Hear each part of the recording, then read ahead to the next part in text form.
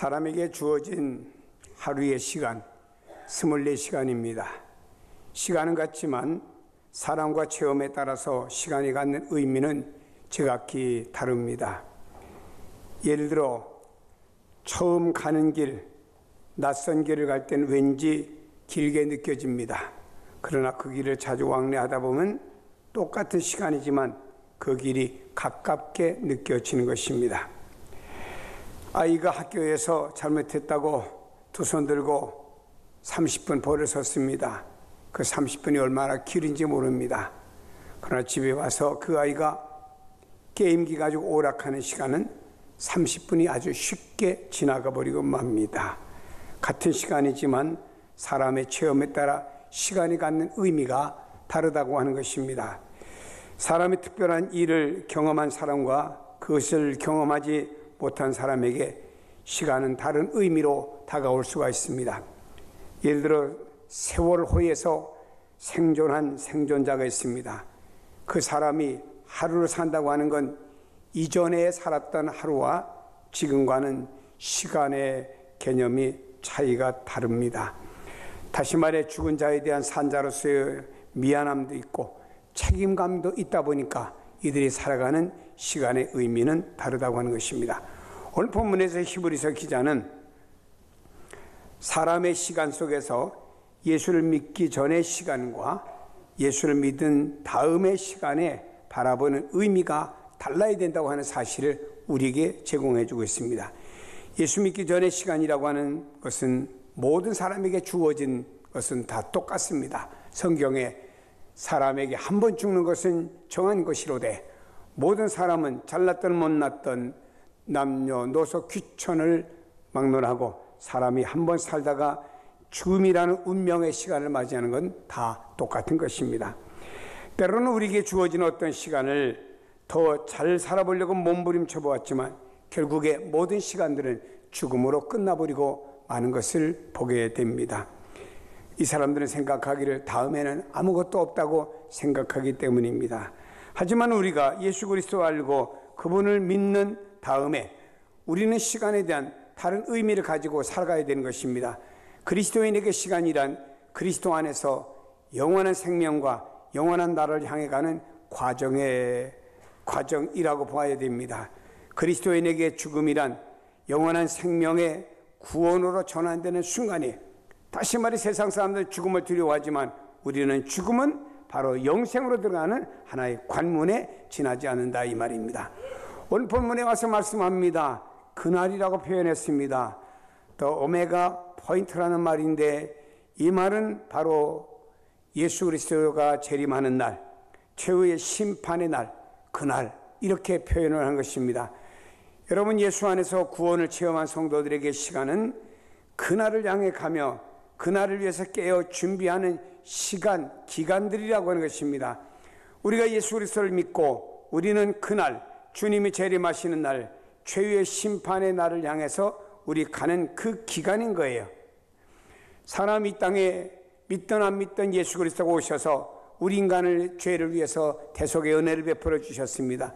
사람은 이 땅에서 믿건 안 믿건 다시 주님이 재림하신 그날이 있습니다. 성경에 보면 노아 당시에 사람들이 믿건 안 믿건 노아의 홍수로 말미암아서 모든 사람들이 멸망을 당했습니다. 소돔성에 사는 사람들이 설마 이 땅에 유황벌이 떨어질까라고 믿지 않았지만 그러나 그 땅에 유황벌이 떨어진 것은 사실입니다. 믿건 안 믿건 어떤 일들이 계속되는 건 사실인데, 사람들이 여기 성경에 그날이라 표현한 것은 사람들이 믿든 안 믿든 떠나서 예수 그리스도의 재림하는 날, 주님께서 심판하신 최후의 날이 있다 이 말입니다. 그렇다고 우리는 그날을 향해서 걸어가는 과정 속에 있는 우리들이라고 하면은 우리는 오늘날 깨어서 준비하는 준비가 우리 모두에게 필요하다고 하는 것입니다. 어떤 젊은 남녀가 결혼합니다. 그냥 만나서 그냥 바로 다음날 결혼합니까? 아니죠. 몇 달 혹은 많은 날들을 준비해 가지고 결혼을 합니다. 결혼의 날짜를 정해놨습니다. 그날을 위해서 신랑이 준비하는 게 다르고 신부가 준비하는 게 다르고 많은 것들을 준비를 하고 그 날을 맞이하게 되는 것입니다. 우리가 이 땅에서 그날, 바로 주님이 오시는 날을 바라보며 준비했다가 주님이 오시는 그날을 맞이해야 된다라고 하는 것입니다. 그렇다면 우리는 예수 그리스도를 믿기 전과 믿은 다음에 다르게 살아가야 됩니다. 우린 그리스도 안에서 다른 사람이 되었습니다. 그래서 성도들은 주님을 믿은 다음에 그날을 바라보면서 성도는 거룩하게 거룩성을 가지고 살아가야 되는 것입니다. 그날을 향한 소망을 지닌 사람들은 이전과 다르게 살아가야 됩니다. 그날을 알면서도 이전과 똑같이 살아가는 사람들은 어리석은 사람들이라고 하는 것입니다. 이솝의 우화 가운데 이런 얘기가 있습니다. 사자와 나귀와 여우가 같이 합동해서 사냥을 했습니다. 사냥한 것을 가지고 사자가 나귀에게 네가 분배해봐라 했습니다. 나귀는 그때 이 사냥한 것을 똑같이 3등분 해봤습니다. 그랬더니 사자가 화를 벌컥 내면서 하는 말이, 아니 사냥할 때 내가 제일 많이 수고했는데 왜 나도 너희들과 똑같으냐 하고 화가 나가서 이 사자가 나귀를 잡아먹고 말았습니다. 이제는 사자가 여우에게 이렇게 말했습니다. 내가 다시 한번 공평하게 나눠봐라 그랬습니다. 이때 여우는 어떻게 분배를 할까 하다가 사자에게 90%를 돌리고 자기에게는 10%만 가져왔습니다. 이것을 본 사자가 매우 만족스러워하면서 물었습니다. 너는 어떻게 이렇게 지혜가 떠오르게 되었느냐라고 물었을 때 여우는 대답했습니다. 나귀가 죽는 것을 보고 생각해냈습니다 라는 말을 했습니다. 여러분, 우리가 보기에는 불공평한 분배같이 보이지만 여우는 하나밖에 없는 생명을 건지기 위해서 사냥감을 포기하는 지혜가 그에게 있었다고 하는 것입니다. 우리 인생에도 살아갈 때 이런 지혜가 필요합니다. 중요한 생명을 위해서는 덜 중요한 것을 포기할 줄 아는 지혜가 있어야 됩니다. 나무에게 있어서 가지도 중요하고 잎사귀도 중요합니다만은 그러나 더 중요한 것은 나무의 원둥치입니다. 나무의 원둥치가 뿌리를 내리고 살아가는데 나무의 원둥치가 병들면은 가지는 자동적으로 죽어버리고 맙니다. 근데 나무 원둥치보다 가지가 더 크게 자라면은 그 가지는 나무의 원둥치에서 잘라져 버리고 마는 것입니다. 무슨 얘기를 우리에게 주는 겁니까? 사람이 중요한 것보다 덜 중요한 것을 더 소중히 여기고 있다 이 말입니다.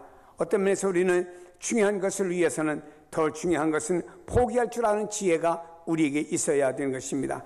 우리 모두가 하나님 앞에 서는 그날이 있어요. 원하든 원치 않든 우리는 하나님 앞에 서는 그날이 다 있습니다. 그날을 향해서 우리는 확신하게 깨어서 준비하지 않으면 그날이 어떻게 될까요? 성경은 말씀하고 있습니다. 그날이 가까움을 볼수록 더욱더 그리해야 된다. 그날이 가까움을 볼수록 더욱더 깨어가지고 우리는 준비하는 사람이 되어져야 된다 이 말입니다. 여러분, 그날이라고 하는 날이 다가왔습니다.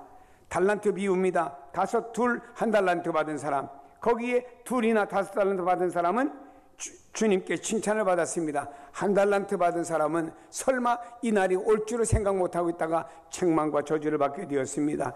양과 염소의 비유를 받았습니다. 이 땅에서 어떻게 살았느냐에 따라서 양의 무리를 칭찬이 있고 어떻게 엉망으로 자기 중심으로 살아갔느냐에 따라서 염소와 같은 책망도 있게 된 것입니다.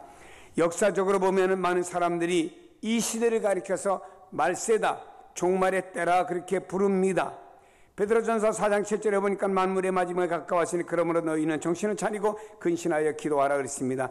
만물의 마지막이 가까웠으니 만물의 마지막에 도래했다 이 말입니다. 우리는 정신을 바짝 차리고 근신하여 기도하며 이 시대를 준비해 가는 성도가 되어져야 된다라고 이렇게 말씀하고 있습니다. 오늘 히브리서 기자는 복음을 믿고 고난 가운데 살아가는 성도들에게 그날이 있다라고 하는 것을 말씀했습니다.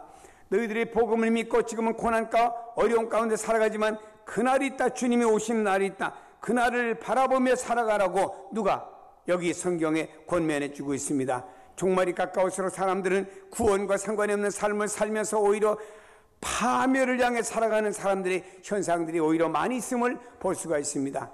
디모데후서 3장 1절에 보니까 너희는 이것을 알아 말세에 고통하는 때가 이르리니 사람들이 자기를 사랑하고 돈을 사랑하며 자랑하며 교만하며 비방하며 부모를 거역하며 감사치 아니하며 거룩하지 아니하며 무정하며 원통함을 풀지 아니하며 모함하며 절제하지 못하며 싸나우며 선한 것을 좋아하지 아니하며 배신하며 조급하며 자만하며 쾌락 사랑하기를 하나님 사랑하는 것보다 더 좋아하며 경건의 모양은 있으나 경건의 능력을 부인하니 이 같은 자들에게서 이 같은 행위가 있으면 빨리 돌아서라 라고 말씀하고 있습니다. 말세가 가까울수록 사람들은 점점 자기중심이 됩니다. 돈을 너무너무 사랑합니다. 감사할 줄 모릅니다. 또 부모를 거역합니다.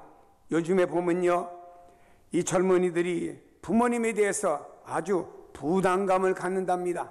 부모님이 집에 오는 것도 부담되고 부모님이 전화하는 것도 부담되고 부모님이 앞에서 왠지 모든 게 부담된다 이 말입니다. 과거에는 말이에요, 한 집에 할아버지, 할머니, 아버지, 어머니, 자녀, 손손 같이 살아도 부담감 없이 잘 살았던 시대가 있었는데 오늘날은 왜 이럴까? 성경 말씀에 부모에게 거역하며 그랬습니다. 사람들은 더 싸나워지고 조급하며 쾌락 사랑합니다. 이런 현상들이 도를 더하는 것은 영적인 종말이 가까워지고 있다는 사실을 알려주는 거예요. 이런 것들이 말세에 이런 것들이 일어나고 있다고 하는 것은 그날이 가까워지고 있다라고 하면서 우리에게 알려주는 신호라 이 말입니다. 여러분, 우리에게 오늘의 이 불안하고 혼란스러운 시대에 깨어서 거룩하게 살아가려고 하면은 영적인 분별력과 지혜가 우리에게 필요한 줄로 믿습니다. 오늘 보면 히브리서 기자는 그날이 가까우면 볼수록 성도들이 어떻게 살아가야 될까, 힘써 무엇을 해야 될까, 주님의 재림하시는 날, 주님이 심판하시는 날, 주님이 이 땅에 오시는 날이 점점 가까워 온다고 하는 것을 알면은 우리가 어떤 사람으로 오늘 살아가야 되겠냐 이 말입니다. 내가 어떤 사람으로 오늘 하루하루 살아가야 되겠냐 이 말입니다. 그 중에 성경은 우리에게 이렇게 말씀하고 있습니다. 오직 그리스도는 죄를 위하여 한 영원한 제사를 드리고 하나님 우편에 앉으사 그 위에 자기 원수들을 자기 발등상에 되게 하실 때까지 기다리시나니 그가 거룩하게 된 자들을 한 번의 제사로 영원히 온전하게 하셨느니라. 자, 이 말을 요약하면 이 말씀의 핵심은 이렇습니다. 예수 그리스도는 근본 죄가 없으신 분입니다. 그러나 예수님이 우리 인간의 죄를 위해서 자기의 몸을 십자가에 달려 죽으심으로 말미암아 저를 믿는 자들에게 완전한 속죄 제사가 된 줄로 믿습니다. 구약시대 때는 보면 제사를 드릴 때 반복적으로 드려야 됩니다. 비둘기든 양이든 소든 반복적으로 제사를 드립니다. 그러나 예수님께서는 단번에 행하신 자기의 몸을 가지고, 어린 양과 같은 자기의 몸을 가지고 단번에 행해진 단회적인 그 십자가의 죽으심으로 말미암아 영원한 효력을 지닌 속죄 제사 일을 마치고 성경에 보니 하나님 보좌 우편에 앉으셨느니라. 왜 우편에 앉으셨습니까? 더 이상 내려오셔서 주님은 우리를 위해서 어떤 속죄의 어떤 내용에 무엇을 하실 필요가 없다 이 말입니다. 사랑하는 여러분이요, 다시 말해서 주님이 우리를 위해서 당신을 들으심으로 말미암아 우리에게는 영원한 속죄 제사가 되었고 우리는 그 예수 그리스도를 통해서 영원한 거룩한 온전한 성도로 세움받은 줄로 믿기를 바랍니다. 이런 확실한 속죄에 대한 무엇을 가지고 있어야 돼? 또 성경 말합니다. 또한 성령이 우리에게 증언하시되 주께서 이르시되 그날 후로 그들과 맺은 언약은 이것이라 하시고 내 법을 그들의 마음에 두고 그들의 생각에 기록하리라 하신 후에 또한 그들의 죄와 그들의 불법을 내가 다시 기억하지 아니하리라 하셨으니 이것들을 사하셨은즉 다시 죄를 위하여 제사를 드릴 것이 없느니라 말씀했습니다. 이 말씀을 요약하면 그렇습니다. 주님께서는요, 용서하신 너희의 죄를 다시 기억지 아니하시겠다. 주님께서 우리를 위해 십자가에 지심으로 말미암아 우리의 속죄의 완성자가 되신 우리 예수님께서는 너희의 죄를 다시 기억하지 아니하시리라 그랬습니다. 나는 기억이 되어도 주님은 기억지 않는다고 말씀하고 있어요. 그러므로 죄를 용서받기 위해서 다시 우리가 하나님 앞에 어떤 제사를 드릴 필요가 없다고, 누구를? 성령을 보내주셔서 증언해 주신다라고 약속의 말씀을 주신 줄로 믿습니다. 여러분, 놀라운 대속의 은총이 아닐 수가 없습니다. 예수 그리스도가 십자가에 속죄의 피를 흘리실 때 성경에 보니까 예수님 당시에는 바로 지성소와 성소가 있었습니다. 그런데 지성소와 성소 사이에는 이렇게 커튼이, 휘장이 가리워져 있습니다. 이 휘장이 예수님 십자가에서 운명하실 때 위로서부터 아래까지 쫙 찢어졌습니다. 여러분, 여기에 지성소에 들어가기 위해서는 대제사장이 1년에 한 번 자기를 위해서 속죄를 드리고, 그리고 지성소에 들어가서 하나님의 음성을 드리고 제사를 드리고는 했습니다. 근데 이제는 그 지성소가 찢어져서 누구든지 다 들어갈 수가 있습니다. 성경에 보니까 여기 휘장은 예수님의 육체로 말씀했습니다. 이제 예수님이 십자가에서 그 육체로 말미암아 피 흘리심으로 말미암아 나 예수를 통해서 너희들은 지성소, 즉 하나님 앞에 다 나갈 수가 있다고, 예수 그리스도를 통해서 하나님 앞에 다 나갈 수가 있다고, 나는 완전한 속죄자가 되었다라고 주님이 증언하신 줄로 믿습니다. 그러므로 우리는 이 예수 그리스도의 중보를 통해서만이 하나님 앞에 누구든지 나갈 수가 있다고 하는 확신을 가지고 의심하지 말아야 돼요. 어떤 사람은요, 자기가 말이에요, 이 땅에서 예수를 믿고 난 다음에 부족하여 죄를 범하고 허물이 있습니다.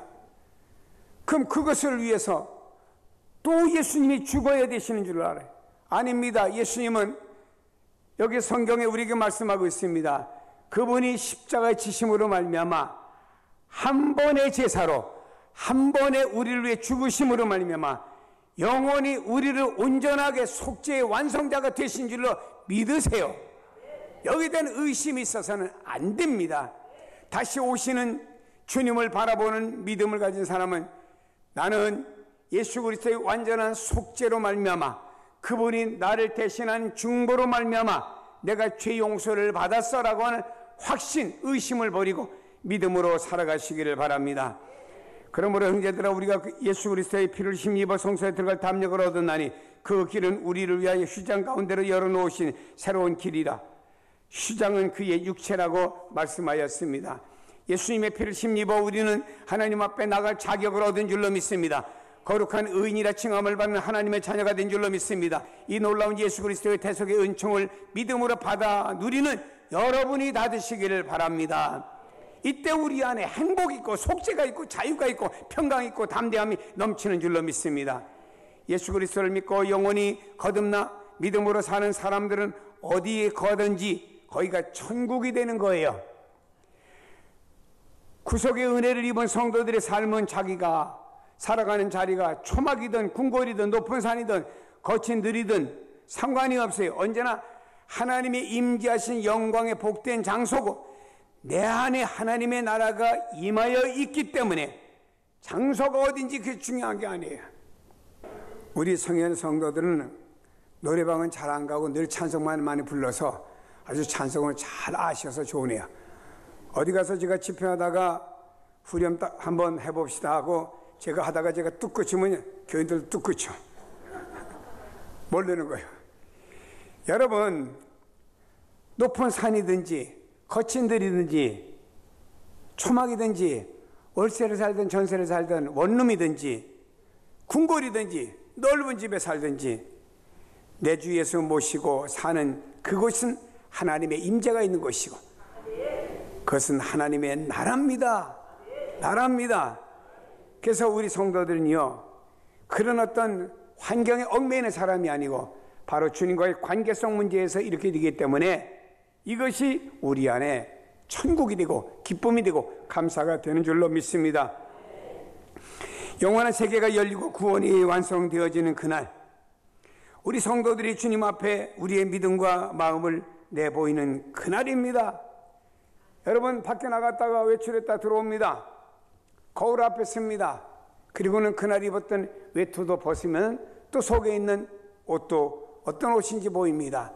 잠옷을 갈아입으려고 또 벗으면 속옷이 또 보입니다. 잠옷을 입습니다. 또 보입니다. 여러분, 그날에 우리 성도들이 내가 이 땅에서 어떤 믿음을 가지고 살아왔는지 주님 앞에 보이는 거예요. 그래서 그날에 우리가 주님 앞에 설 때, 주님, 나는요 예수 그리스도의 그 보혈과 그분의 충보됨을 믿고 살아왔습니다. 나는 이 믿음을 가지고 오늘까지 살아왔습니다라고 주님 앞에 그날의 믿음을 보이게 될 때, 주님께서는 그날에 우리를 어떻게 하실까요? 잘했다 칭찬하고 이 믿음을 지킨 우리를 주님이 귀히 보실 줄로 믿습니다.